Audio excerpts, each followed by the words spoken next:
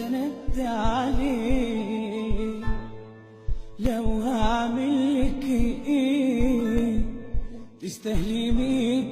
100,000 عيد على عمل. پیغمبر علیه الصلاۃ والسلام چې به کله د تهجد لمونځ کاوه نو د تهجد په لمانځه کې به د پیغمبر علیه الصلاۃ والسلام قرات راتله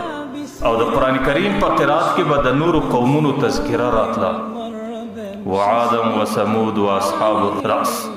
وقرونا بين ذلك كثير وكلا ضربنا له الامثال وكلا تبرنا تتبيرا.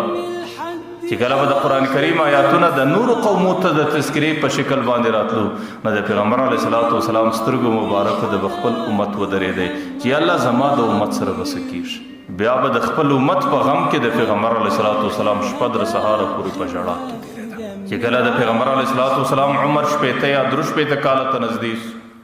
د پیغمبر علیه الصلاۃ والسلام په دې ږیره مبارکه کې چم ویښتان سپین شي. صحابي ورته ویل د الله رسول ستا عمر د دې نه دی چې ستا ویښتان سپین شي اخر ستا د ویښتانو د سپینوالي وجه څه ده.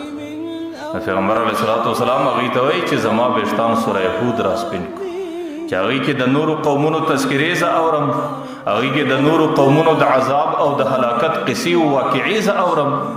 نو د هغې په خاطر زما سره ډېر غم را سره وي چې الله تعالی به زما د امت سره څه وکړي د هغې غم په خاطر باندې زما د دې ږیرې ویښتان سپین راغلو. پیغمبر علیه الصلاۃ والسلام به یو ځل د شپې د عبادت په دوران کې د خپل امت غم ور باندې راغلی. بیا به روایاتو کې راځي د پیغمبر ژړا به په داسې شکل وه چې ږیره مبارکه به د پیغمبر علیه السلام په اوښکو نوده وه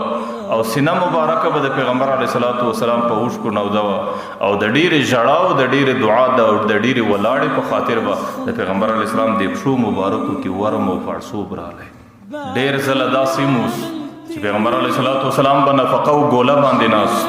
نه یو تذکره به راغله یا به یاداشت راغله یا به جبرائیل علیه السلام راغلی چې هغې ته به د